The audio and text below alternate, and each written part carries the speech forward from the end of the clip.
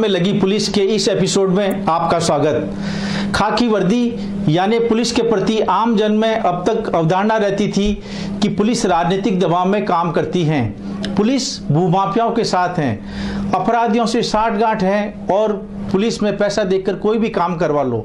लेकिन आज की पुलिस बदल चुकी है।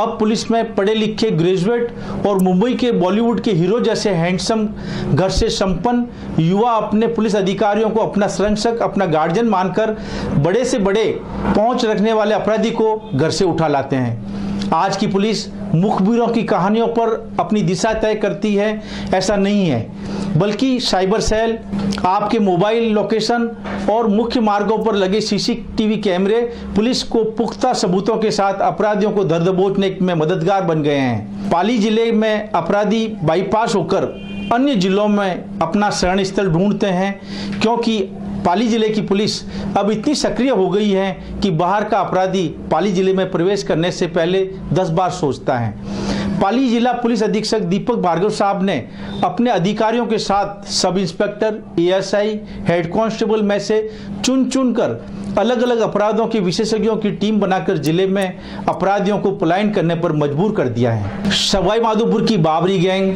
2 पहिया वाहन चोरों का गिरोह, सोजत विधायक के घर चोरी, ग्रामीण महिला की जेवरात चोरी, हाईवे ट्रक लूट, नकबजनी की 1 दर्जन वारदातों के साथ कल रात पाली शहर में आवासीय कॉलोनियों में कारों के शीशे तोड़ने वालों की धरपकड़।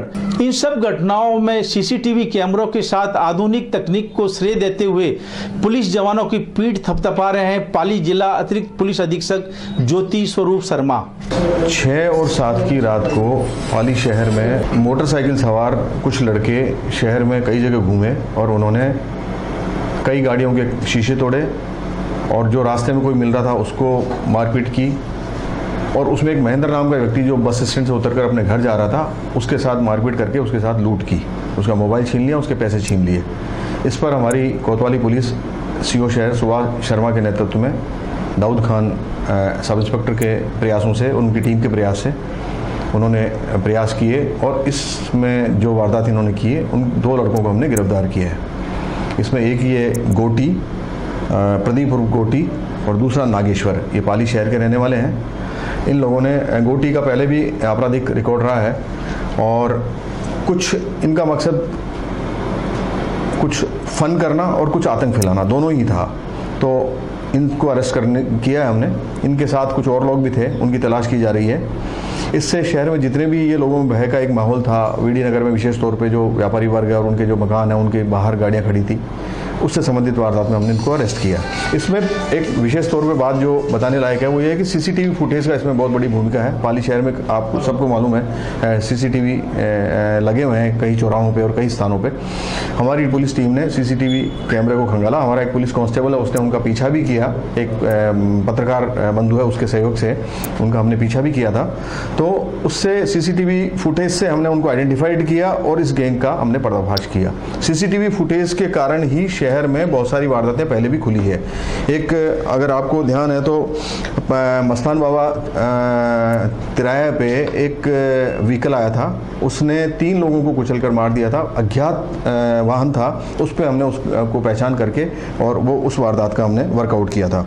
इसके अलावा सीसीटीवी के आधार पे सोजत सिटी में और एक नायडू शेट्टी गैंग थी पहले, जिसमें पूरे जिले की काफ़ी वारदात थी और राजस्थान की भी काफ़ी वारदात थी, वो भी सीसीटीवी कैमरा के आधार पर ही हमने बहुत सारी वारदातों का खुलासा किया है। कोतवाली में भी एक 394 हाईवे लूट की मामला था। उसका एक ट्रक आ रहा था, दूसरे ट्रक को रोककर उसको उसके साथ यहाँ लूटा था। वो वारदात भी सीसीटीवी कैमरा से खुली है। सोजत एमएलए साहब के यहाँ एक चोरी हुई थी, उस चोरी में भी वो चोर उस फुटेज में आए थे और उस आधार पर भी हमने उनको आइडेंटिफाइड करके उस वारदात का खुलासा किया था। इस शहर में कई तरह की वारदात थी। इसमें ग्रामीण महिला के साथ जेवरात छीनने का मामला था और एक बावरी गैंग जो सवाई माधोपुर और फालना की एक बावरी गैंग थी, जिन्होंने यहाँ काफ़ी चोरी की वारदातें की है और उसमें कोतवाली में 2 मुकदमे दर्ज हुए थे। उस वारदात का खुलासा भी सीसीटीवी कैमरा के आधार पर हुआ था। शहर में 2 पहिया चोरों की लगातार निरंतर रूप से हर शहर में, राजस्थान का सबका यही हाल है कि काफ़ी वाहन चोरियाँ होती है। तो पाली शहर में भी जो वाहन चोरी की वारदातें हुई है उसमें हमने कुछ चौराहों पे सीसीटीवी कैमरा की मदद से चोरों को आइडेंटिफाइड किया और वाहन चोरी की जो गैंग है उनको हमने पकड़ा है। अभी विशेष तौर पे शहर में जो नकबजनी हुई है, काफ़ी नकबजनी है, अभी हमने एक गैंग पकड़ी है जो उससे शहर की केवल 1 दर्जन जो वारदातें हैं वो पाली शहर की उनसे खुली है। इसमें इंडस्ट्रियल एरिया क्षेत्र के विशेष तौर पे लोग थे, काफ़ी 6-8 चोरियां वहाँ इंडस्ट्रियल एरिया की खुली है, कोतवाली थाना क्षेत्र की है और कुछ बाहर की भी जालौर वगैरह वगैरह की चोरियां उसमें है। उसमें हमने अकरम बेग, मुकेश मेघवाल और इन लड़कों को अरेस्ट किया है। ये गैंग बड़ी गैंग है जो निरंतर रूप से चोरियां करती है और नकबजनी करती है। इससे हमने बड़ी मात्रा में माल मशरूका बरामद हुआ भी है और आगे भी इनके रिमांड के दौरान होने की संभावना है। कहने का तात्पर्य यह है कि पुलिस पार्टी ने हमारी कोतवाली पुलिस और इंडस्ट्रियल एरिया पुलिस सीओ शहर के नेतृत्व में गंभीरता से प्रयास करने के बाद इन वारदातों को हमने रोका है और आगे भी हम सीसीटीवी शहर के लोगों से अपील करते हैं कि वो और जिन स्थानों पर सीसीटीवी नहीं है उनमें अपने संगठनों से मदद लेकर और भी लगाएं ताकि इससे हमें और आसानी हो और जनता सुरक्षित रह सके और हमारे प्रयासों में जल्दी हमें सफलता मिल सके। आपका लाडला बेटा चुपके से बाइक उठाकर अपने दोस्तों के साथ फर्राटे से शहर में घूम रहा है। जब आपको पता लगता है तो आप अपनी बीबी के साथ खुशी महसूस करते हैं, लेकिन आप बेटे के बड़े होने पर खुश हैं। आपको बेटे की हरकतों के परिणामों की चिंता नहीं है। सड़क हादसों में बाइक और दोपहिया वाहनों की भागीदारी पर विस्तार से आपको आगाह कर रहे हैं अतिरिक्त पुलिस अधीक्षक ज्योति स्वरूप शर्मा। पाली जिला चूंकि भौगोलिक दृष्टि से काफ़ी बड़ा है और एक नेशनल हाईवे जो है हमारे जिले से जो लंबाई है उसकी काफ़ी बड़ी है, उसके कारण और अन्य कई कारणों से जिले में दुर्घटनाओं की संख्या में बहुत बढ़ोतरी हुई है और गत सालों में ये संख्या में उसमें घायलों की और मृतकों की संख्या भी निरंतर रूप से बढ़ रही है।